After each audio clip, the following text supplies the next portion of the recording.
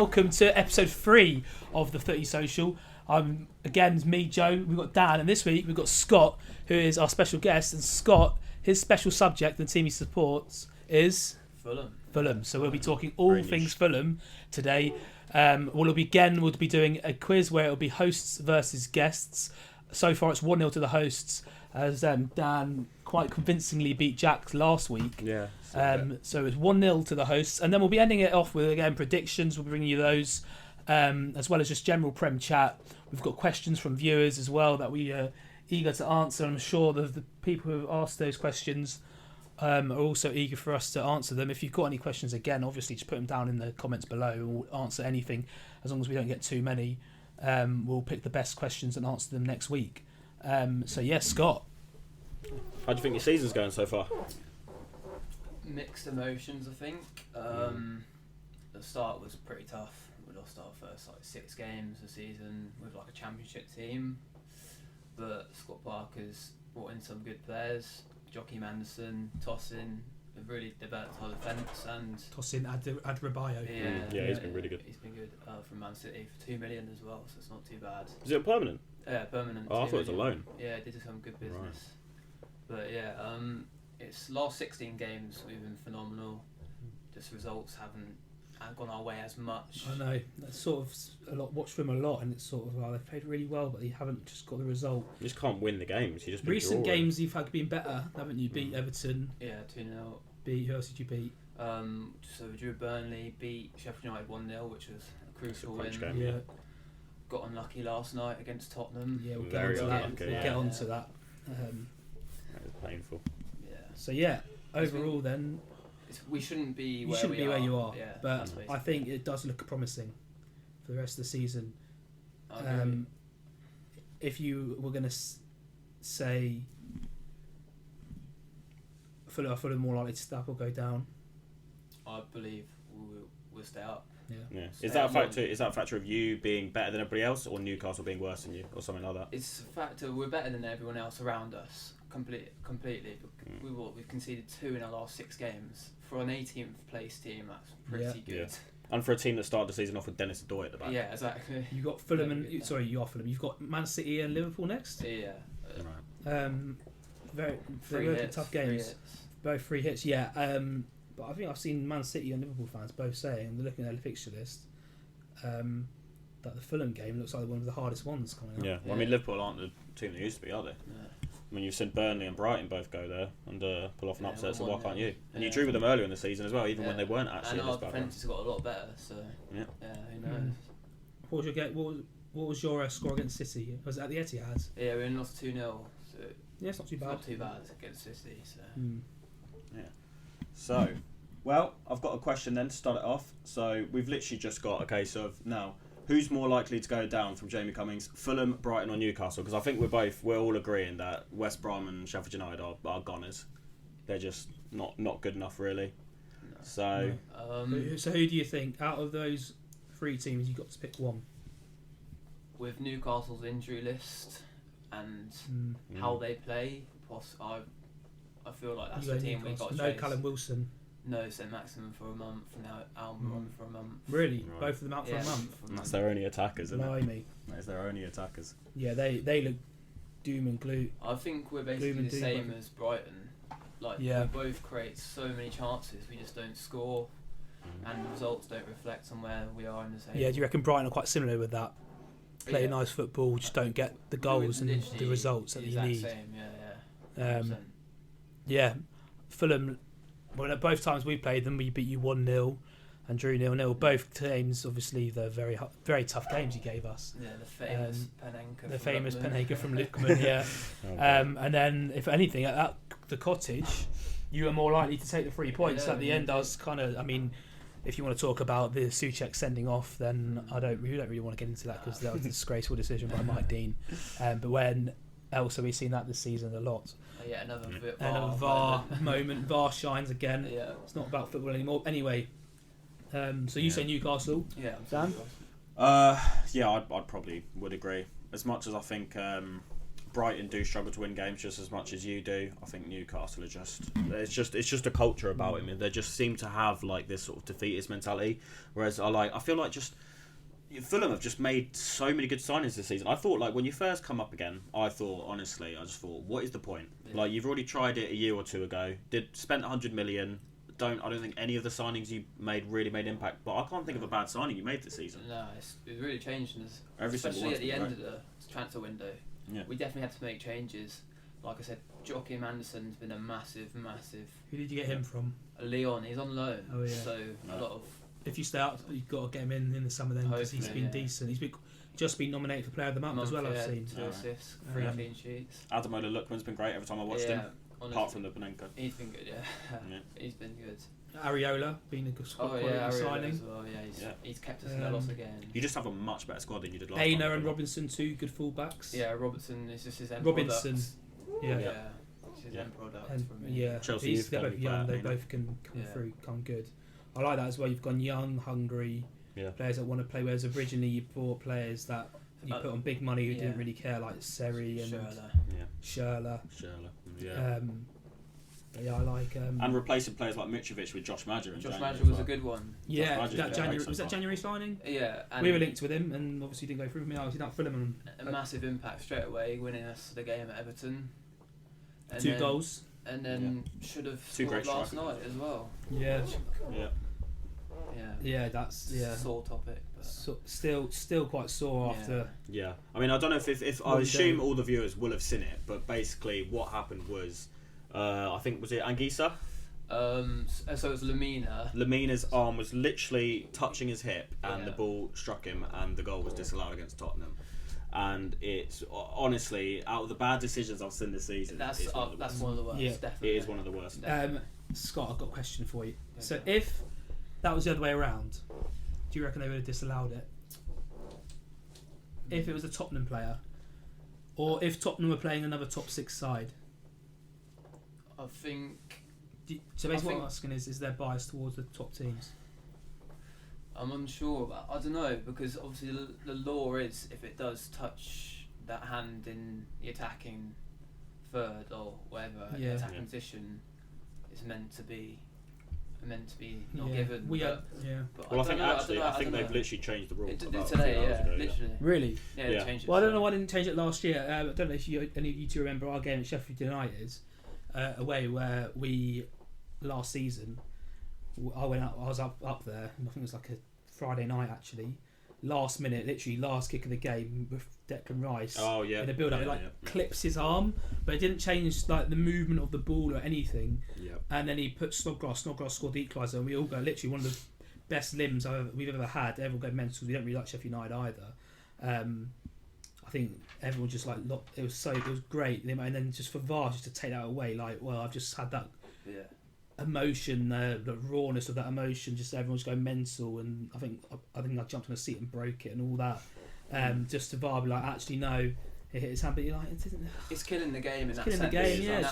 Let that be a goal. No one would have complained if that last night was a goal. That one I just mentioned was a goal. It's just Werner offside yesterday. It's another, exactly. That's a stupid rule as well. And the fact that when they changed the rules as well, they're changing it for next season. Yeah, July. The rest of the season, the rules. If you want to talk about the Werner one, in my opinion, that was offside, but the rule that shouldn't be the rule. Yeah, it is 100% offside in terms of the shirt sleeve rule. Yeah. You can't but the rule is with your arm. The rule is rubbish. Yeah. The rule is embarrassing. Yeah. Well, that leads us into a question. I've got another question from Patrick Duffy. He just says, how would we change VAR to actually make it work? If it is to stick around, I mean, preferably I'd just completely bin it. But if it was to stick around, what major changes would we implement? Maybe hear what the referee's saying to VAR and stuff. Maybe, I don't know, when on-field decision, you're hearing them discuss what they're going through. Yeah. That would help. I don't think that would affect help the decision. No, that would help fans understand how they're making a decision, but they'll still make the wrong decision.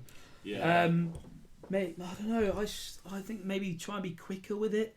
But then if you try rush it and get the wrong decision, then that's even worse because you've had another look. Yeah. But yeah, the thing is with VAR is watching on TV. It's actually not that bad because you can see what's going on. Yeah. It's all right, but if you're actually fans at the stadium, it's terrible. Yeah. Like I just mentioned, celebrate a goal anymore. The Sheffield United away game. we're at the stadium. You can't celebrate that goal, and then it's disallowed. Like and then since then, that moment, from that moment onwards, every goal we've got, I've half celebrated it. That shouldn't be what football's about. Half celebrating goals because you think, that could be disallowed.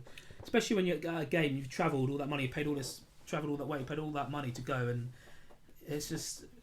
Yeah, and it's also a case of when you're watching it on the telly, even little things like you have the angle already, like you've got the side on camera. You know when something's like a dubious offside, and like you know when you're watching it, this might go to VAR. But if you're in the ground and you're sat in the corner, the complete opposite side, you won't have a clue. You won't have a clue about it's going to be dubious or not. So you celebrate, and it's just the emotion is just completely ripped out. I remember the game against Palace last year at home. Everyone just sat there, not knowing what the incident happened at the other end. We're all just sat there. And the longer it goes on, the longer you know it's going to be overturned. If it's not overturned, the longer it goes, you're like, it's going to be overturned then. And then 9 times out of 10 it is. I think the only time I recently haven't seen it overturned is when the Chelsea handball. The Hudson-Odoi one. I've seen him go to the monitor. That was when he went to the monitor. I was like, it's going to be a penalty. Yeah. It was but usually when they go to the monitor, they're almost pressured into changing their decision. Yeah. I feel like sat in the stadium, you just don't. God. Is that all right? Yeah. That's right. Yeah. If you're sat in a stadium, you just don't have a clue what's going on half the time. It's ridiculous. It's ruining the game. I feel like the major change I would make is that I remember when VAR was being talked about coming in, it was the key words were clear and obvious. That was the whole point. It was coming in to stop people, punching the ball in the net, something really blatant, a 2-footer, which should have been a red card. Really obvious stuff. The fact that we're now talking about armpits being offside and, somebody's hand being down by their hip, just like every minuscule. We've seen loads of offsides that's so minuscule. Yeah, and for me, that is in line. Don't you agree? Are they? I feel like you need to be a significant offside. I always grew up with the attacker gets the benefit of the doubt. You've always got to give the benefit to the attacker because you want more goals. That's what football's about. Yeah, I know you could ask, where do you draw the line then? Where's the line? But for me, the Werner one last night, I think it was Son against Leicester last season as well. The Liverpool one against Everton, was it who was offside? Is it Henderson scored it? I don't know who was. Mane was offside. Mane, those all were onside. Those were in line. Yeah. Just because his tone. They're not getting a clear benefit. Rubbish. Yeah, they're not getting a clear benefit. But then it's so hard, the offside. That's why to actually say where is the offside, because that's why I just think scrap VAR. Yeah. Like there was decisions. So let me ask you this: was there more VAR controversy now, or wrong decisions controversy before VAR? Yeah, it's more VAR now. You get a VAR one at every single game. You get a bad referee decision over the whole weekend of the Premier League football, and that would be the paper talk on Monday, wouldn't it? Yeah. But now it's like the headline changes every 3 hours with each game. I think you can even do something like, I don't know, like in cricket where you get the the appeals or whatever. Yeah, or is it rugby? You get the appeals. You get one or two appeals a game. Reviews. Yeah. Just try to maybe do something like that. You get 3 appeals where you think, obviously, right, that's a blatant penalty. And if it's the correct, that's a good idea. And if it gets overturned, you get your appeal back. The captain makes the decision. If he thinks that's to appeal that, if like the striker's like, I was definitely onside, I was definitely going to appeal it, and they're like, so I might as well appeal that, and then that's.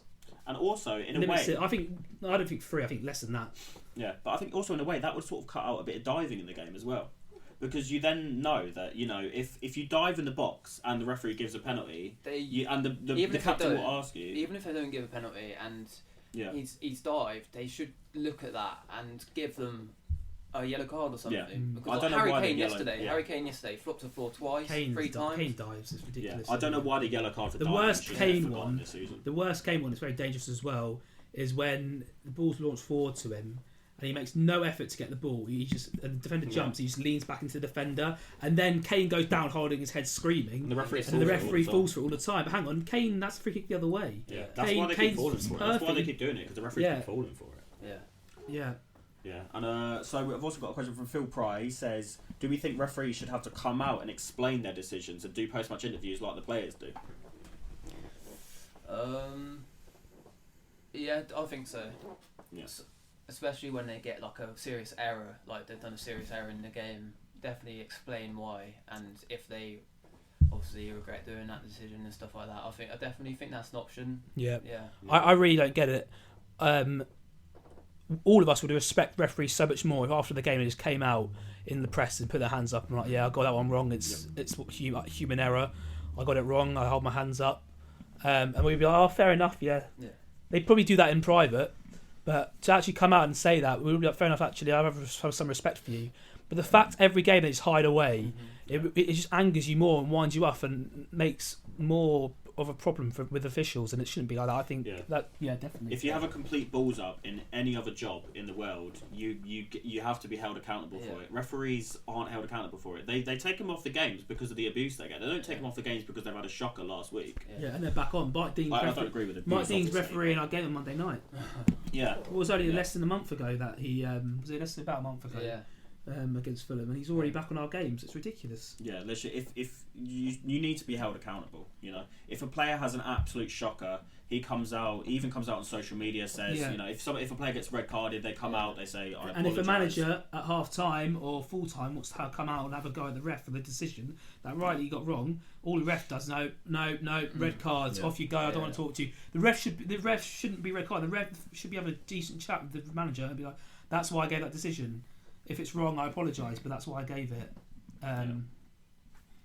You don't want games like, imagine you get relegated at the end of the season by 1 point, and you've lost that because of that decision. It was Bournemouth last year, wasn't it? Through that wasn't even VAR. That was the goal line technology at Villa. Yeah. Bournemouth got a big payout from that though, because obviously, I mean, things might have changed. You don't know if Bournemouth actually would have stayed up, but if you just took it from the table, if Villa had lost that game, Bournemouth would have stayed up. Yeah. I mean, if you feel like you've been robbed by a human error, you can just say, right, I mean, referees have an instant to make the decision. We get hundreds of television replays, you know, we can watch it as a neutral. We're not running trying to keep up with the pace of the game. But when there's an actual computer and there's 4 people sat around the monitor, we're seeing the exact same replays as them, and they're still coming to the wrong conclusion, then you've got to think, well, something's clearly not working here. You need to either change it or you need to bin it. Yeah, 100%. Yeah, I agree. It's never going to work how it is now. Well, speaking of Fulham getting relegated, unfortunately, I think if worst comes to worst, and you do go down, what players would you reckon? What players in your squad do you reckon could then make a big move in the summer? Who we have are not our loanees, but I think Nguisa would be a good one. Yeah, I like him. He's a good solid. And a great player. loan on Villarreal last year as well, didn't he? Yeah. So he's already tested it in another big league. I think Harrison Reed in the midfield as well could get into some side in the Premier League. Not saying top 6, but he's sort of pushed out Tom Kearney, hasn't he? Yeah, Tom Kearney's been injured at the moment, really? but yeah, he's been very consistent. But loanees, obviously, Areola would be one for top 6. Yeah. Jockey Manson, even. Maybe Lookman would be a good bench player, like coming off the bench for like someone like Leicester. Just on loan for you? Yeah, just on loan. He has a 15 million price tag, so I'm pretty sure people will snap that up. I mean, if you stay up, you got to go for it. Yeah, 100%.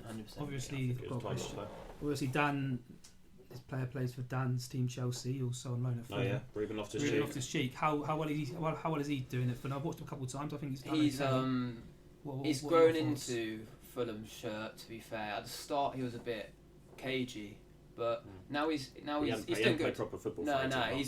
You're seeing that real Loftus-Cheek, but his end product is not. If you stayed up, that was always his issue. If you stayed up and Chelsea were like 20 million, I'd take a punt on him. You'd take him. Yeah, second season, he's found that rhythm now. It just is, if he focuses on his end product, he's class player. I think with Fulham, he has got all the physical attributes to be a top player. He's tall, he's quick, he's got great feet. His positioning's so underrated as well. Yeah. Fulham are reminding me of Villa from last season. The team is good. I think Fulham are actually better than Villa last season. I'll have to say. They got a better squad than Villa did last year. But I have to say, I think if Fulham go down, all your good players will leave and you'll be back to square one again. But if you stay up, I can really see you bringing Areola in, bringing Anderson in, bringing Loftus-Cheek in, a few more players, a striker maybe. I can really see just becoming like a Crystal Palace, Southampton, Wolves. I agree with that. These teams that are just not solid Premier League teams that are not going to go down, but not going to really do anything. But I think that's where Fulham needs to aim to be. Back when you were 10 years ago, how long were you in the Premier League back then? 13 years straight since 2000, and we went up in 2002 or something. It went down in 2013. Prime Zoltan era. Yeah, so Fulham really want to do another 10-year stint in the Prem. Yeah, 100%. I think this season is the most important. Yeah. Because I think I can really see Fulham building, whereas some teams do go backwards in the second season in the Prem.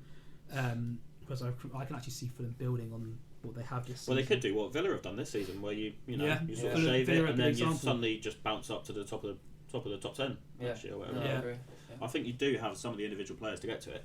And well, I mean, being positive, if you stay up, who would you target in the summer? Who would I target? What positions? Definitely a striker. Mm. I think Madrid's capable of. You got Madja, But he's- Reed.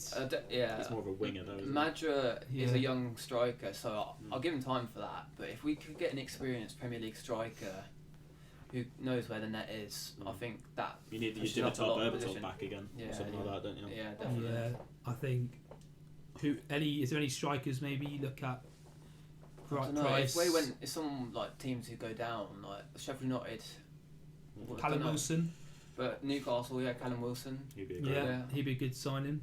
yeah, definitely, he'd fit our counter-attacking play, I think he'll leave Newcastle if they go down. 100%. So we'll say Maximan and yeah, they'll be decimated as well. yeah, they'll get decimated. What's been going wrong with Mitch Rich this season? Because everyone was everyone thought he was going to be like the new Pookie, sort of Yeah, start the season off on so fire. I thought that as well. He scored like in his first 3 games, scored 2s, and we were like, all right, he's gonna do well for us. But since he missed that penalty for Serbia against Scotland for the place in the Euros, Oh yeah, he's just lost his confidence. confidence, got COVID. Just everything's gone wrong for him. But I still believe in him to be a top He's still a striker. top quality striker, Yeah. I think. Would you keep hold of him? 100%. 100%. I think it offers you a different option Yeah, as well. Because definitely. I know obviously Scott Parker's got a way of playing. He likes the ball on the ground. Yeah. He likes basically every single one of your players loves to dribble, don't Yeah. you? I mean, Anguissa completes a Yeah, ridiculous second, amount of it's dribbles. behind Lionel Messi, isn't Yeah, he? ridiculous. Yeah. And I just think, Mitrovic just doesn't really fit in with that. Although No. sometimes you do need sort of that, Yeah. that target man to be Yeah, the pivot 100%. and spin off. But I don't Yeah. know. I just feel like the way you sort of play Mitrovic just doesn't No. suit it. But he's a good player to come on for the last 20 minutes. Say we need a goal. He's Just lump the ball he gives in us the box, something yeah. different. So yeah, it's decent. It's Oh. decent. You got Lookman, Littleman, yeah, Anderson, yeah, Areola, yeah. Loftus-Cheek. You can only sign one of them in the summer. Who are you going for? Well, It's a hard question. I that think is a I- very I hard think- question. I know which one I would go for. I think. Lookman is he's a good player. I like him. It's a very tough one. I'm going Joachim Anderson. Really? Okay. Yeah, just because he's a leader, his communication, he's passionate about the team. Just everything about him. He's How improved old is that he back now? line. 26? 24. 24. Oh yeah, see. So he's Danish. yeah. Yeah. So yeah, I'll go with Joachim Anderson. Areola comes He'll be near playing in the second. Euros then this summer. Hopefully, yeah. Yeah. That I was going to you- say. That might be a bad thing because say he plays in the Euros and And- looks outstanding, and then yeah. he'll put his name and that and Look, the I price wouldn't- tag up. I wouldn't. I'll be gutted not to get So him. you kind of want to try and get him before the Yeah, Euros. it was going to be tough though because I think a lot of people will be looking at him. Because Lookman and Loftus-Cheek and Areola all probably won't be going to the Euros. You know. Yeah. Um, And Loftus-Cheek's not never come back to Chelsea. he's We don't have and a Barkley place for- done. Both of them are done. Yeah. I would have said Areola because I just think getting Yeah, that was a close second. getting a second, top class goalkeeper is the most important thing for any He's Premier got. League side. If we You can't ever do anything with a bad goalkeeper. if we stay up, I think he's got like an 8 million release clause for us. So Really? that could be a Yeah. massive steal. Like, 100%. Oh but yeah, our 100%. PSG might want him after this season. How old is he as well? still quite young, isn't he? Yeah. 25, Yeah. 26. 20s. Yeah, that's literally goalkeeper situation Yeah. sorted for the next 5-6 years if you stay yeah. up, isn't it? Yeah. And everything goes well there. I mean, you've seen that happen with Sheffield United this season. A top class goalkeeper, Dean Henderson, last year, brought in Aaron Ramsdale as a replacement. Hasn't. Is not We've cut the mustard. been They're going down. we've been linked with Ramsdale now. Oh. He's not done badly. He's No, in no, he's been no, a team that He's young as well. yeah. I don't know if I want him to be honest, but we have I been don't. linked with him. Him and Henderson. Are the I think there's much better options out there. No, Ramsdale. Yeah, I think Fabianski's getting on a bit. But Yeah. But yeah, So I think Louis Rudd says, who do you think is the most underrated Fulham player? So obviously we bigged up quite a few of them, but who do you think is somebody who doesn't get enough praise from the media? From the media. Just from anybody, really, just from general. anyone. Harrison Reed. Harrison Reed. 110%. say him. Okay. He's been. Yeah, he goes on. phenomenal He's gone season. under the radar. To be Yeah. honest, Yeah, I have to say I don't know anything about him really. is he a bit No. like a Mark Noble back in the day? Just does Yeah, the work well. he does all the hard work for us. Good pass for the ball. Yeah, his interception is unreal. he's just a little rat, to be fair, and his last 16 games, it could arguably be like 12 or 13 of them be a man match from him. So yeah, he's been phenomenal. I mean, I would say Ole Einar just because he's a Chelsea academy player, but I think he's been good as well. Yeah, he's been good. Yeah, and you need versatility as well. Yeah, he's improved his game a lot. Yeah, definitely. He scored that screamer as well earlier against in the season. West Brom. Yeah. Love that goal. Yeah, Fulham are definitely a team full of confidence that I really want to see do well. Yeah. And Newcastle the opposite. I kind of feel like Newcastle just need to go down now to try and rebuild again. It's might actually be the problem. Anyway, we're not on Newcastle today. Yeah. I've got a question. I have a question for you, Scott. And Dan can answer it, or we can all answer it. Viewers at home can also answer it. Over the last couple of years, it's been sort of in the Premier League. There's always like a fad. So there's a fad 10 years ago. It was like after longer than that, 20 years ago, where it was like Scottish managers in because of Sir Alex. So like Moyes came in, and then there was a few others as well at a point that just didn't cut it. And then ever since I mean, Ollie's come in, everyone's sort of done. Let's get ex-players in as managers. Yeah, it was Zidane that started it. Wasn't it? Zidane, and everyone's like, let's try it out. And so that's been the fad recently. I have to say, there's not been many success stories, has there? Really? No, but I want to ask. Out of all those managers, Ollie, Lampard, Arteta, and Parker, I think they're the 4 in the Prem, aren't they? Lampard's not in the Prem anymore. Well, we're going. They were in the season, yeah. You might be able to. Potter's a young manager. You could also stick in there just for the argument. Would you say Parker's done the best job? Is the best manager done the best job out of all those? Sure, it's got to be in the top 2. Definitely. I'd say he's number 1 personally. Yeah. Yeah. What he's done, he's Fulham have gone down. It's so hard. Experienced managers don't get teams up from the Championship. No. And he's done that in his first season. He's done that in his first season in charge. And then if he keeps you up, he needs a lot of praise heaped 100%. on Parker. 10 points clear a month ago. And Fulham play nice football as well. And they defend quite well. He's improved a lot of players as well. Yeah, and I don't know how your club works, but I feel like he has to get credit for your signings as well, doesn't he? I don't know if your board really takes charge of the signings and he doesn't actually get involved, but just the way he's made all of them work, he does a lot of praise. But even if we do go down by the finest of margins, I still credit him for doing he'll still keep his job. Yeah, 100%. Definitely, and he'll give another shot. I really like him. I really like him. There was question marks around him when you were in the Championship, I think, and even when he brought you up, I still think there was more like because you were expected to come up. Yeah. And you were expected to go automatic, so you didn't get it. And then it was like you need to win these playoffs, and you did. Yeah. I think you were just. I wouldn't like to say you got lucky, but on the day, I think Brentford just didn't perform in that playoff final. And we turned up. And you turned up. And you're back in the Prem, back in the big time, and hopefully you can stay here. Yeah. And I have to say as well, the fact that nobody ever talks about Scott Parker either. No. But he's not mentioned. And I don't want to. I'm always going to bring it back to Potter, but Potter gets so much praise for doing arguably a worse job at Brighton. I mean, Brighton have been an established Premier League team for how many seasons now? 4 seasons. This is their fourth season of the Prem.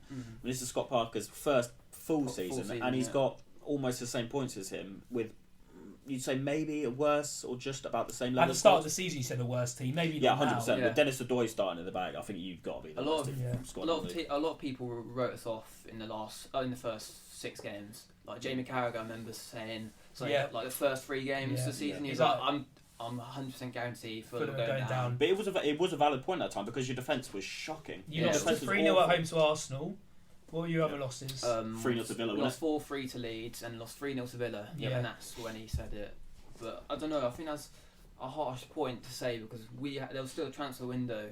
I think I was midway through the transfer window. Football is sometimes very reactionary. People see things. At that point, I agreed with Carragher. I saw what you said. I was like, I wouldn't say.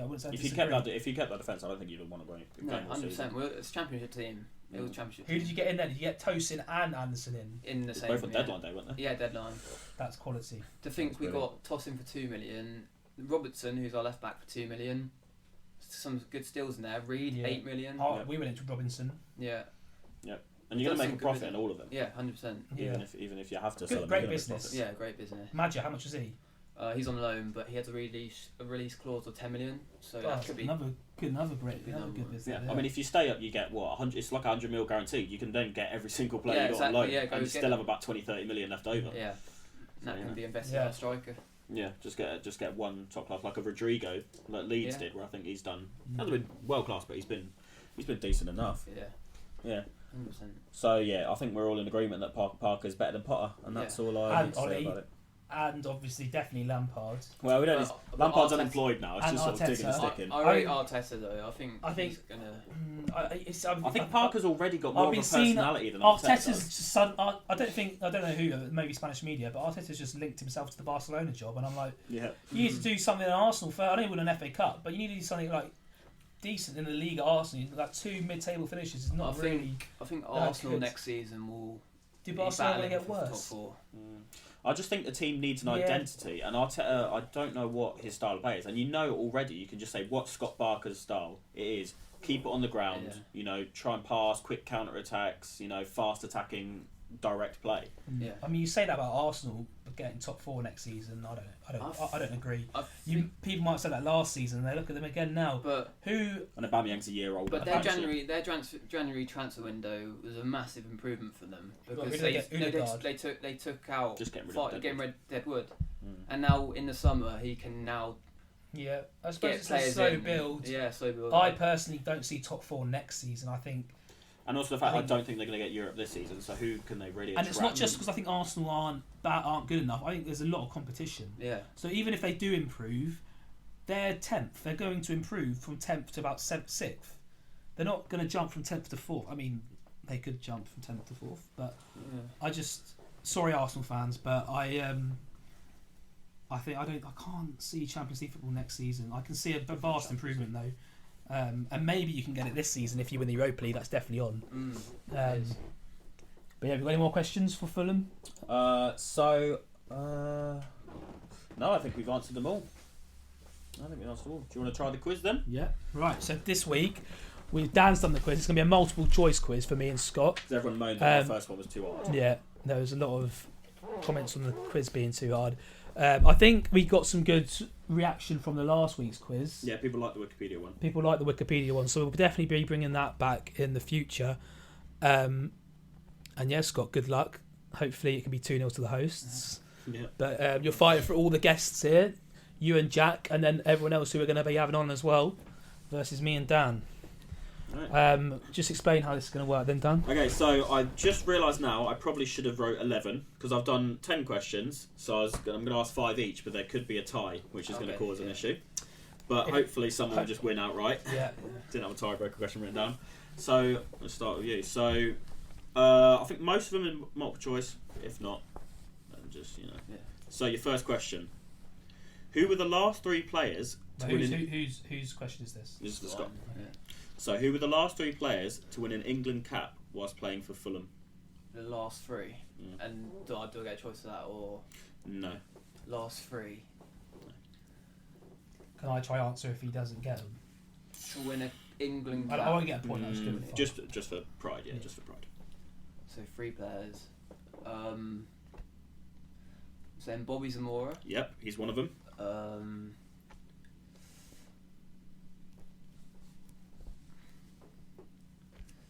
Andy Johnson, one of them?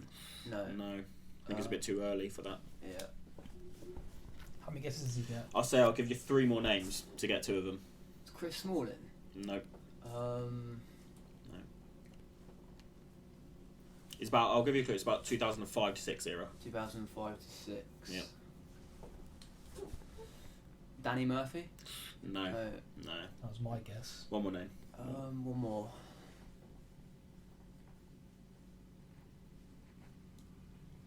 Jimmy Bullard?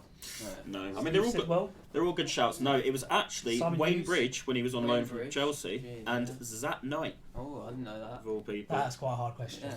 That is quite hard, but you know. What does Scott get for that? He got 1 out of 3, which is 1 not out of bad 3. actually. I probably wouldn't. Bobby Zamora is the only one I would have got. Bobby Zamora was about 2011, so it's a bit more recent. Yeah. Right, so Joe, your one. Which one's a multiple choice one? So which player was sent off in the 2010 World Cup final? Was it A, Nigel de Jong?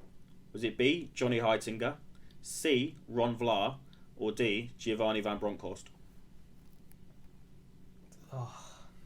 You see, as you said, all of them, I thought it was them. I knew it was the studs on the chest, wasn't it? Kung Fu kick. Say the names again.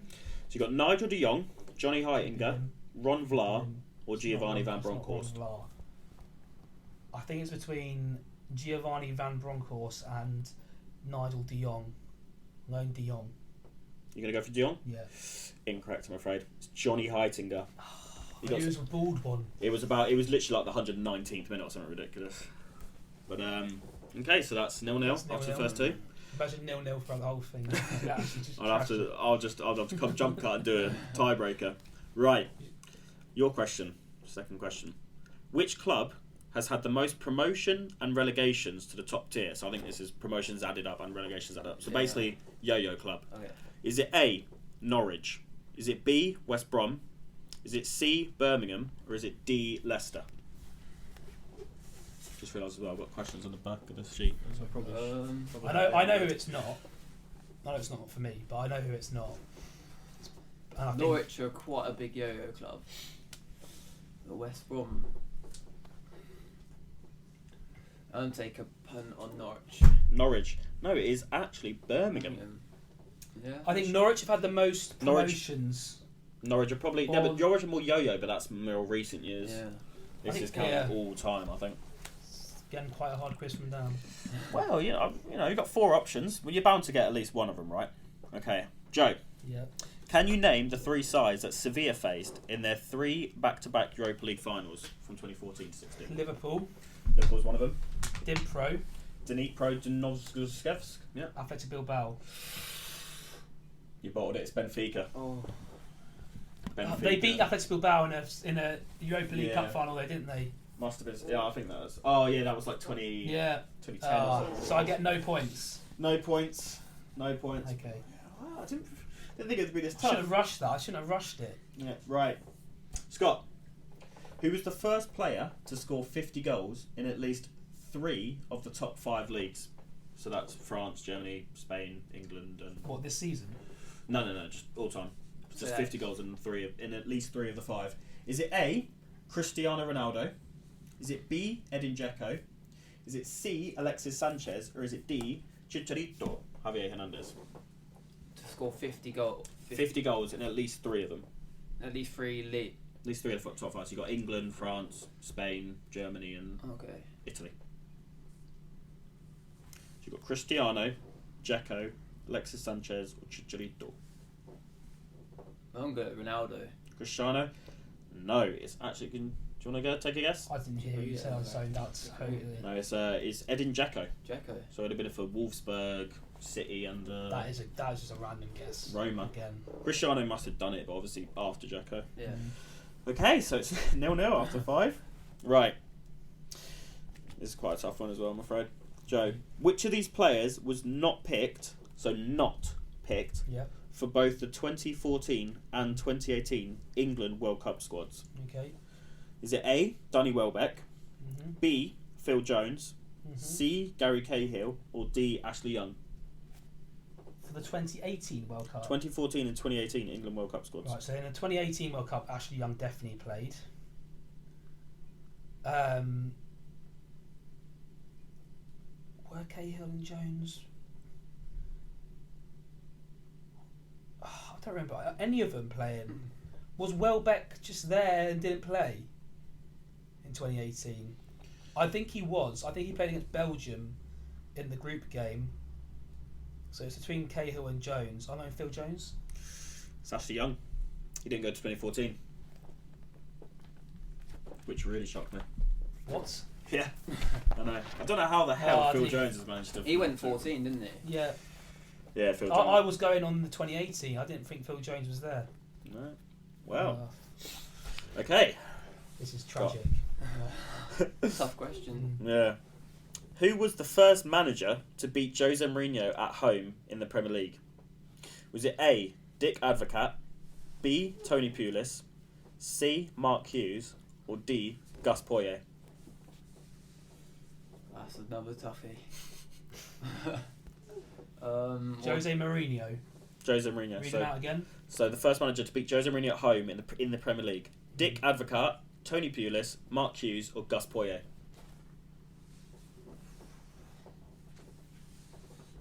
I'm going to go Tony Pulis. No, it's Gus Poyet Oh, for Sunderland. yeah.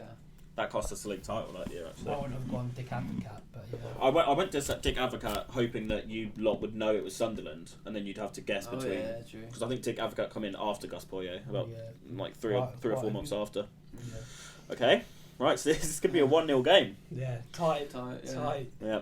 So Joe, Scrappy. 1-0. who has scored the most free kicks in Premier League history? Mm-hmm. Is it A. Seb Larsson, He was the one out in my head. B. David Beckham, C. Gianfranco Zola, or D. Juan Mata? Larson. David Beckham. It's the obvious answer. I put the obvious answer in. I just went Larson because I did have no clue, and he's the one who I had in my head. So. No, I think Larson's got 11, Zola's got 12, Beckham's got 15, and Mata's not on the list. Right. So we got 2 more questions each. You got 1 more question each. Oh really? 1 more question each. Still So this is going to do. be sudden death. Okay. Oh. Oh god. Right, Scott.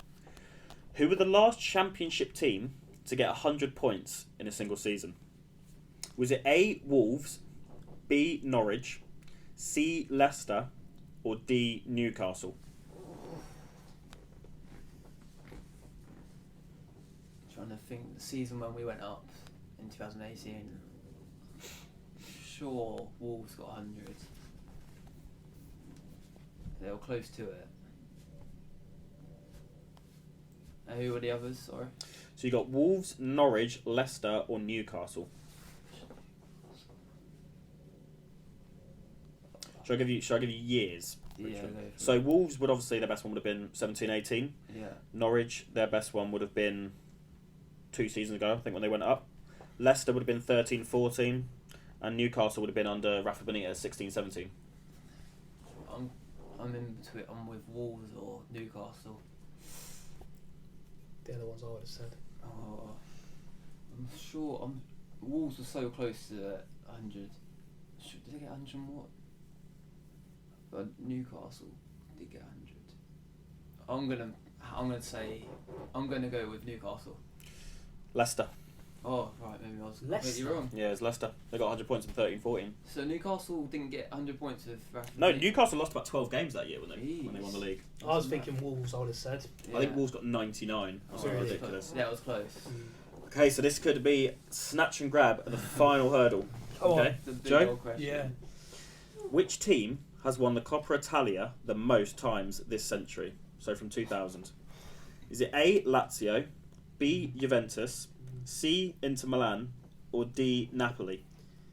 I have no clue, but I'm going to write Napoli off because they were in the second division for a long period of times. I reckon it's not Juventus because I think that's too obvious.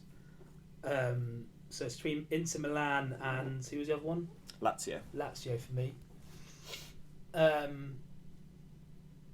know did Lazio win it last year? Or was that the other? Was that just the Italian, like the League Cup? I think there's only 1 cup in Italy. Oh no, they got the Super Cup as well. I think they won the Super Cup last year. I'm going maybe just from their dominance over the late noughties into Milan. Final answer. Yeah. It's Lazio. Oh, Ah. wow. That's it. 0-0. Right. Well. So what are we going to do in the event of a tie? So Dan's questions were still too hard, even with multiple choices. So now you have to put another question on top of your head. Hang on a minute. Magic trick. Welcome back, viewers. I've got a tiebreaker question. Now for this one, I'm going to ask both of them the question at the exact same time, and they've both got buzzers. So Scott, play your buzzer. Joe, play your buzzer. First person to buzz in can answer, and if they get it wrong, obviously it passes to the next person. So you can buzz in at any time. I don't even have to finish reading the options. Okay? Yeah. Which African player has made the most Premier League appearances? Is it A. Kolo Toure? Is it B. Shola Amiobi? Is it C. Nwankwo Kanu? Or is it D. Didier Drogba? Alright, Joe's first. Kolo Toure? Final answer? Yeah. And Joe has won the quiz. He's done. Well Yes. I was going to press it just when I heard Colo Torre. Yeah. I just wanted to hear all the others. I like that the answer was first option because then everyone had to sort of be patient with it. Be patient. Would you have gone Colo Torre, I Scott? don't think I would do, but I would have gone Didier Drogba. Really? I would have gone Chole Amiobi, to be honest. I just went for who I thought was just in from- the. I'm making like 30 something. Who was in the Prem for longest? And I think it was Colo. So. Yeah, Colo's played for loads of different clubs as well, hasn't So he? yeah, that is the end of the quiz this week. I got a scrappy last minute winner against Scott 1-0. Yeah, that would be last on match of the day. Yeah, and now it's 2-0 to the hosts overall. I mean, I can't take any pride in that victory.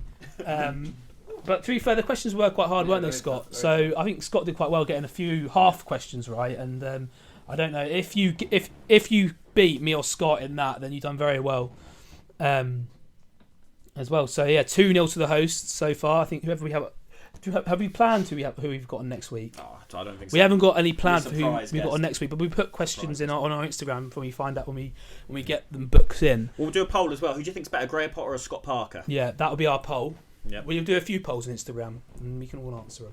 Yeah. Okay. So do you want to do score predictions then? Yeah, we can do our score predictions. Okay. So, I don't think we totted up because it was a double game week. I didn't tot up the scores from last week, so next podcast I'm going to have to do this last week's one and the next week's one, this weekend's one. I don't think I did very well again. But I think I beat Dan again, and I don't know how well Jack did. I don't think Jack did too well either. Okay, well. So, on Saturday, we have got... So, I read the home team first, obviously. Saturday, we have got Burnley versus Arsenal. I'm going to go for a comfortable 3-0 Arsenal, actually. I think they're quite well against... I think they do well against these sort of games. Burnley, Arsenal. I think it'll be a tougher game than 3-0. I'm going to go 1-0 Arsenal. I think there'll be a scrappy 1-0. Okay. I was thinking the same, but I'm going to go 2-1 Arsenal instead. 2-1? Yeah. We've got Sheffield United versus Southampton. I think these are probably the two least informed teams of the league, isn't it? Sheffield United won. They did win the other game. That's probably the first win. Quite well. Southampton have literally their only point in the last 8 games has been against Arsenal, something ridiculous. So that's great. So are we going to say an upset Sheffield United win? I'm going to go for a 1-1. Something boring. I think Southampton might bounce back because I think if Sheffield United win, it actually gives them a bit of a platform to. They might try and catch stay up, Fulham. but I don't think they will. I'm going 2-1 Southampton. I think they'll bounce back with a win because Fulham aren't safe yet. I think they just need a few more points to guarantee safety, and I think they'll get that this weekend. I'm going to go 1-0 Southampton. Okay.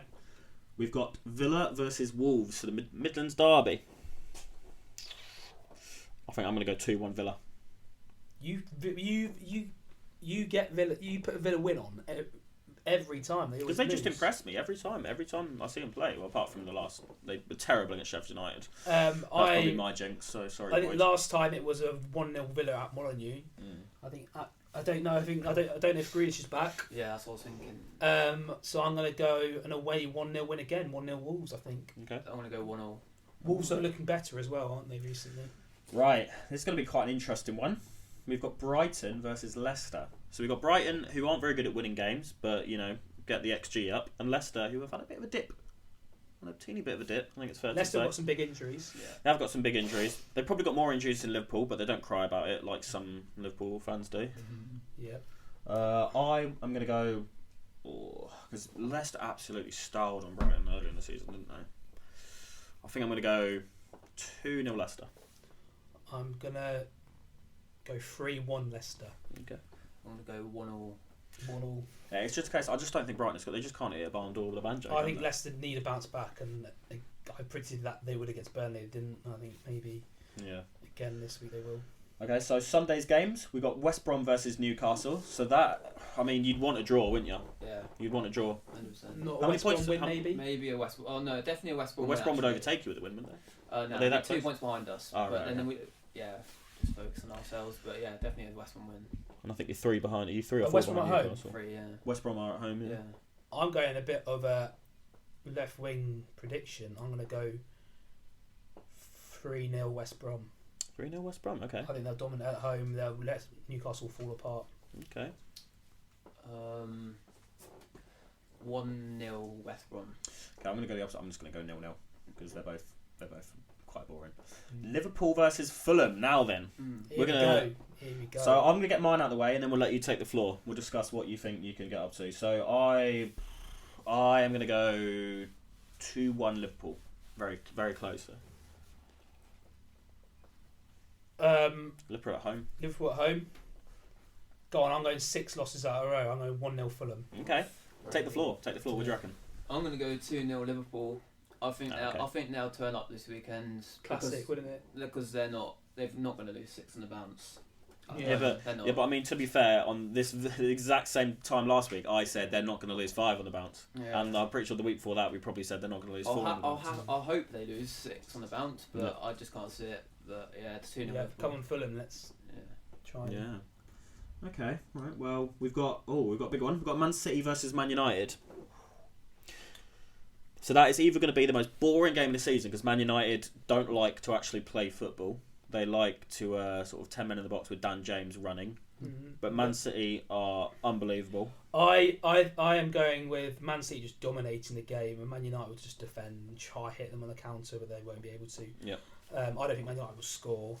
I think City will probably score 2, and City aren't that don't mind not scoring loads of goals, do they? They're happy. Yeah, that's their difference. They don't try and outscore you anymore. They literally just 1-0, and then they just think, well, you're never going to score against us. They'll just be like, yeah, you won't score against us. You're never and then if you score, they'll we have to score another goal. Yeah. I'm going 2-0 City. Okay, I'm going to go 3-0 City. I'm going to go 3-1 City. Okay. We've got Tottenham Palace. It's a tough one. I'm going to go for a 1-0. I think Tottenham again. Let's be lucky. Burnley they convincingly beat. I think another 1-0 Spurs. I think classic Mourinho 1-0 up part of the bus. Yeah, I agree. I'm going to go 2-0 Spurs. Okay. Right, we got to Monday's games. So we got Chelsea Everton, which is actually a really big game. Really big game. Because I think they've got a game in hand. So if they beat us, they'll be above us on the same with a game in hand still. If we beat them, that then evens it up, and we're comfortably in top 4. I don't know because Everton are sort of our bogey team, but not at home. We always beat them at home, but we always lose away. So I think I'm going to go, and Tuchel's really impressed me. So I think I'm going to go for a 2-0. 2-0 Chelsea. I'm going. I think so. It's going to be a low scoring because Tuchel is a low scorer. Chelsea haven't been scoring much. He's done really well with defence though. Tuchel. Yeah, we just don't concede goals anymore. 1-1. I'm going. Okay. I'm going to go 2-1 Chelsea. Yeah, I think the only stipulation there is Calvert-Lewin fit? Because I think Calvert-Lewin is a much more of a threat to Christensen than Richarlison. I just think because Calvert-Lewin's just a physical threat. And then the biggest game of the weekend. West Ham Leeds. That should be an entertaining one. You both like to play football now, don't you? Yeah, we have to win. If we want to try consolidate this European spots, we really need to be willing to get the Leeds at home. I know, no disrespect to Leeds, are a great side on their day, but I think we're slightly better, and it's where we want to be. We need to be beating Leeds at home. So I'm going. I think we will, and I think it'll be not as high scoring as people think. I'm going 2-1 West Ham. Okay. I'm going to try and throw a Wiseman jinx in there because I kind of need you to lose for top 4. So I'm going to say you're going to win 1-0. Okay. I think it'll be 1-1. Okay. Your Wiseman jinx is coming in the Chelsea game. Yeah, I probably should have predicted us to lose. I don't think I've predicted us to lose yet, have I? No, I haven't either. Actually, to be fair, I predicted us to beat Man City, but I didn't think that. I just did it because why not? Leeds don't have a good record in London, though, do they? No, actually, they haven't. I think the last week Brentford in 2017. Yeah. So I think then we've got 2 extra games. I think this is just Man City and Villa playing their games in hand. So we've got Man City Southampton on Wednesday. Again, I think 2-0 City, 3-0 City, just an easy comfortable one. I'll go 3-1 or something. I'll go 4-0 City. Okay, and then we've got Friday Newcastle Villa. I'm going to go for a 1-0 Newcastle. Actually, depends if Grealish is back. If Grealish is back, I can't see Newcastle winning that. It's if he's not, I can see. I'm just going to say that he's not back, and go 1-1. Okay. I'm going to go 1-0 Villa. Right. Okay. So we've got a nice little spread. So ideally you need Newcastle to get 1 point. This is the month where they have to get points. If they don't, then we're laughing, to be honest. What's your running towards the end of the season like? We've got, after Man City and Liverpool, we've got Leeds, then Villa, then Wolves, then Arsenal, then Burnley, and then we've got Southampton, Newcastle, Man United, Chelsea. So it's not too. You're Newcastle on the final day. Final day, yeah. Yeah, that Hopefully it doesn't come to that. But If it comes to it, it's going to be typical Fulham, wouldn't it? The bottling and that. Yeah. Definitely.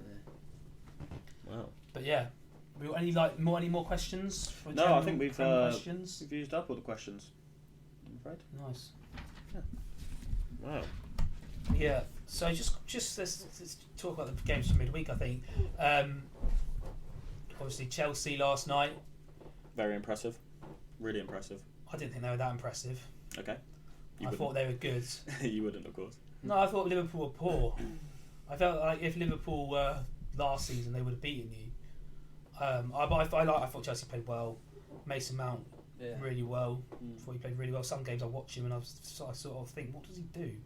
Because there is games where he works hard, and you like to see that from a player. But sometimes I think, what does he do creating wise or end product? I don't see much from him. But last night he did prove that his haters wrong, and I'm glad for him as well. He has worked on his shooting a lot as well. Yeah. He's worked on his shooting a lot under Tuchel. I think he was quite wayward before. I think Liverpool's problems are coming from their injuries, stemming from them. Yeah. You take anyone's best players out from a crucial positions in centre half, and they're always going to suffer. It shows for the rest of the team. Mane, all their front players have no confidence because they're missing their big players. You saw us last season. We missed Fabianski. We had Roberto. And the players had no confidence in the goal. That guy was a pub goalkeeper. In Roberto. He was hilarious. And that's why we're doing so bad. Our mentality was shocking because the team had no confidence in some of the players in the team. And that's with Liverpool now. They've not got that those centre halves. 3 centre halves being injured. It's affected them so that happens to anyone, and they're gonna suffer from it. But I can really see next season Liverpool getting back to their best if they get Van Dijk back, new centre back in the summer who's going to really push them on, the confidence back. I think this season's a write-off for Liverpool, but next season they'll be challenging Man City again. I hope, just because I don't really want it to be a City every season, because I think Chelsea still have a long way to go to really challenge for the title, and same Man United and Spurs, and then everyone else is really far off.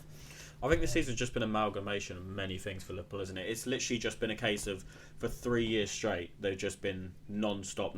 Every game is played. If you're playing at a level, it's such high dip, pace as well. Such high pace, and as soon as you sort of lose a teeny bit of momentum, or you start feeling your muscles sort of tighten up or anything because you've been playing such high intensity, 3 games a week for 3 years, it will catch up to you. And it's another case of Firmino just isn't good enough. He hasn't really been good enough for the last 2 years, but it's sort of worked because everybody around him has just up their game. But now it's becoming a major issue because he's not good enough and he's not even offering anything else to the team like he used to. I think players are being found out as well. Trent, we all know his ability, but he's obviously got no confidence and he's struggling without Van Dijk, which opinion, I don't know about you, Scott, but we're going to be doing our England team in a couple of weeks' time. But for me, he doesn't start because defensively he's so poor.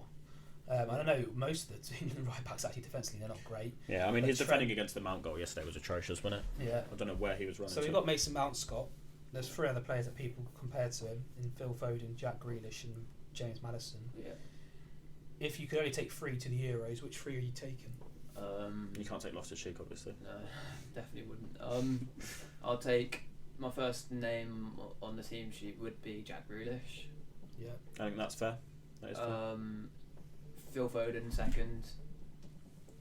Third would be the last one, Mason Mount. I think I'm doing And Mason you wouldn't Mount. take Maddison? Nah, Maddison. I like Maddison. I think like it is Maddison. Foden and Grealish are the best 2, and then it's between Mount and Maddison. And I think all 4 will go. Yeah, personally, all 4 are good and should be in the team. I think there's a place for all 4 as well. Yeah. I think there's a place on the left for Grealish when you're sort of rotating out Sterling, or you just need, you just change formation a bit. Foden can play on the wing. Pardon? Foden can play. Foden has played on the wing, and he's even played false 9 this season, hasn't it? I think Foden. I feel like Foden is an attacker. Grealish is a winger. Maddison's a number 10, and Mount is, to me, he's an 8. He's a box to box. That was his issue last year. His end product wasn't very good because I just feel like he was. People thought like just play him attacking mid because he sort of looked like he should be one. but I don't think he's ever been an attacking mid. He's always been a box to box to me. Yeah. No, And I think there's a space for him in that sort of midfield for him. Yeah. So they can all coexist. But Definitely. obviously, I think if you had to only pick one, I would. It pains me to say I would say Jack Grealish. Just he's also 4 or 5 years My old, one would be Phil Foden, personally. He's outstanding. At 20 years of age as well. He's only going to improve. But I guess the issue is he is playing for the best team in the country by a country mile. And that's me playing devil's advocate because I think he's a brilliant player as well. But Jack Grealish is, I know it's such a beaten a dead horse at this point, but Jack Grealish is playing for a much less superior team. Yeah. And he's still putting up great numbers and great performances against big teams as well. I mean, he's absolutely demolished Liverpool, demolished Arsenal as well, all these big games. I think Foden's young though, he's still got a lot to go. I think Foden will be... I mean, Foden's performance against us at the Bridge was amazing. It was unbelievable. I've never seen a 20-year-old sort of come up to the Bridge and just completely take over the game like that. Yeah. So yeah, that's a great debate. Those four, I think we're going to be debating them. And it's a happy debate to have as an England fan. as well. Not just them four. We've got Sancho, Sterling, Rashford, Kane, Bukayo Saka.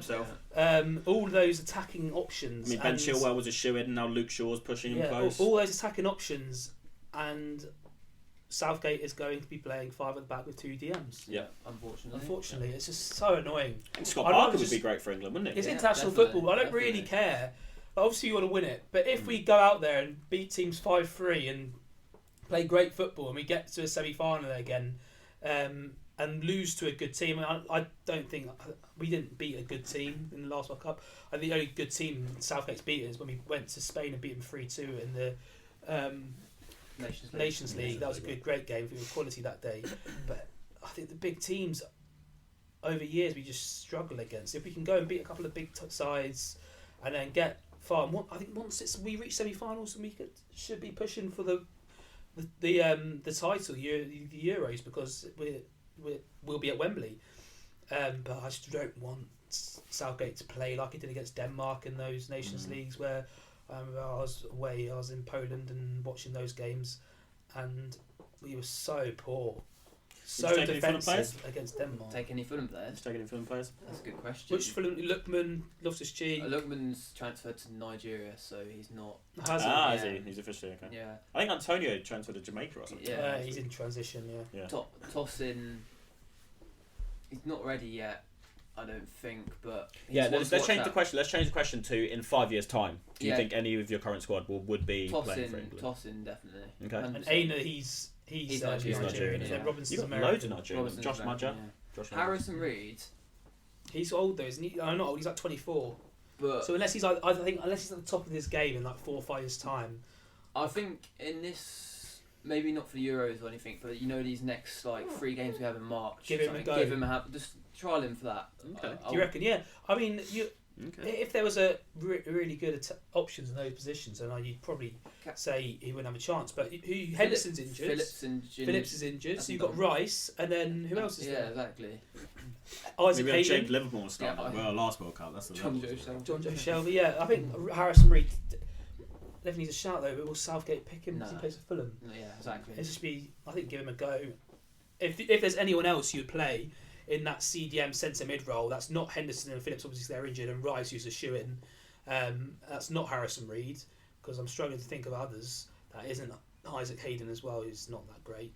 Then just name drop him, and we'll just. On the other end, do you think there's any players from the past that you think were disrespected? And this can go back as far as you want. Do you think there's any players that played for Fulham? You can say Mark Noble, it's fine. Well, he's not a Fulham player, but do you think any of your do you think anybody got disrespected at the time they were there? Didn't get the respect they deserved? For Fulham or England? For Fulham, well, I guess. Do you think there was any Fulham players that you think should have been playing for England? I don't know. We were quite a mid-table team, so and I don't think we got looked at as much because we had Roy Hodgson as our manager. I think Hodgson, obviously not for Fulham, but England was less, and Hodgson, Capello, Ericsson, all those managers. That's one thing I do like about Southgate is he does pick players on form, no matter who they play for. Yeah. If they're in the Premier League and they're like Bamford, I think deserves to be called up for the next squad. And for years, it was just like, let's pick Welbeck and Sturridge because they play for top 16. Yeah, but they clearly weren't and he good brought enough. Ings and Calvert-Lewin obviously and played in Ings the and last few Calvert-Lewin games. in, yeah. And it was literally just pick them. Oh, they play for Man United. They're in. Phil Jones is in. He plays for Man U. Like if Lewis Dunk played for Man United, he'd be on the first name on the team sheet. You know what I mean? Yeah. James Tarkowski should be starting. It's still a bit now, but I think Southgate, what he has done is he does pick players on form and ability. Just pick up informed players. Obviously, Dele Alli has a lot of ability, but he's nowhere near the squad because he's out of form. Yeah. I don't know what's happened to him over the last few years. Oh yeah, he needs to back up his ideas because it's a shame because we have a really good player in Ali, but hopefully he'll back up his ideas. And yeah, so Scott, I'm going to go back to Fulham here. What position do you reckon you'll finish in this season? And then if you do start, what will your aims be for next season? So what position do I feel like we'll finish? I think we can finish 16th. I think we'll finish 16th. Nice, yeah. So that would be above Brighton then, you're saying? I think we'll do it more goal difference. So Okay. 17th, 16th. I think we can do it. We can do it 100%. I think that would be a great season. Yeah, 100%. And then ambitions for next season. Have a good summer. Try to get these players in who we have at the moment, and then build on that and hope just push up a couple of places like 14th, 13th, in between that area, Yeah, and nice. then I'll be happy with that. So yeah, that's good. That'd be good. That'd be great if you can Yeah. start next season as well and consolidate yourself as Yeah. the Premier League side. Yeah. So yeah, that's it. That's Fulham, guys. If hopefully Scott's bring us some more insight on Fulham, because I know they're not necessarily the most watched team. Not many people might know much about them. If you're And we're meant to be rivals as well, but not the avid. we don't actually do that. No. I think Fulham aren't that bothered about Chelsea too much either, is We're it? more in Fulham than Fulham are as well. Yeah. Yeah. But yeah, Harrison Reed, really interesting topic. I don't think a lot of people would have really noticed him. But now, if you ever watch Fulham, have a little look at Harrison Reed and see how he does. Is he the ginger? He is the He's ginger, the ginger one, one, right? yeah. Because I feel like when you watch Fulham, everyone's looking at Anguissa, but Scott here, Or Loftus-Cheek. Fulham Fulham is- like a Love Islander. he's an expert on Fulham, and he's saying Harrison Reed. So yeah, watch Harrison Reed. And watch Scott Parker. And He's Scott gonna have Parker he's gonna have as a great well. Career in the game. Better. Yeah, let's hope so. I mean, he did leave for Tottenham. It's a bit sour, but he's a West Ham legend as well. Legend? Played for all our clubs, didn't he? Yeah, Played for all legend? our clubs. He West won Ham the legend. Yeah, he kept us up. He won the league with us, but he was pretty terrible. Yeah, for he us. kept us up, and then he did take us down next season. But I think he's the only one. He got Footballers Writers Player of the Year, and we got relegated. Yep. So That was. Yeah. he was obviously going to get picked up by a big Was it team, and he Spurs? got picked up by Spurs. Okay. Wow. But yeah, so next week we don't know who we're going to have on yet, but I'll be announcing it in the on Instagram. So if you're wanting to see who we're going to have on, it'll be on our Instagram.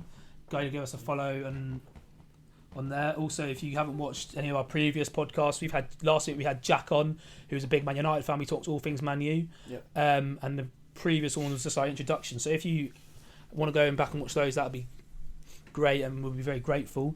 I've had a great time having Scott on. I really was looking forward to this one, talking about Fulham. Have you enjoyed it, Scott? Yeah, I've enjoyed my time. Thanks for having me on. That's great. Yeah. Of course, if you want Scott back on, I'd love to have you back on. We'll see you probably after the season, maybe, and we can then reflect on what we've just been talking about. Will be quite good, and we'll probably have you back on then. And yeah, I hope you enjoyed our quiz that we absolutely The 94th minute winner. Yeah. demolished. But The buzzer beater. yeah, again, obviously this is a podcast, so it's been over an hour now. We're looking to do lots of different things with this podcast. We're looking to branch out as well into other videos and other sort of content. For now, it's just podcasting because that's the thing we wanted to do. But if you have any ideas for us in the future and anything you'd like us to watch, like maybe if it's watch-alongs or once we're back in the stadiums, we could do like vlogs of something like that, or interview different fans from different games. We could just pop down because we live fairly near London, so we could just pop down to ask them some quiz questions. We could just pop down to any London club really and ask like Fulham, Palace, West Ham, Arsenal, Chelsea, and then there's one other I can't remember them. Then ask us questions and we'll ask them. But yes, we've got lots of ideas we want to take with this, and yeah. So thank you guys for watching. Hope you enjoyed the video. Leave any comments, leave any questions. If you have any quiz questions as well, actually, feel free to DM me on my personal Instagram, so them lot don't see it and they don't see the answers. But yeah, other than that, hope you've enjoyed. Well, actually, next week I'm doing the quiz. Yeah. So DM me on at RuddyJoe, RUDDYJOE. Any quiz questions you have, if you have any good quizzes, DM that. If you DM our Instagram account, me and Dan both have access to that, so we'll both see them, so we won't be able to ask them to each other. Yeah. But yeah. Thank you for watching. Thanks for watching. Scott, do you want to introduce the outro? Can do. Yeah, so all you have to say is, here's the outro. Here's the outro.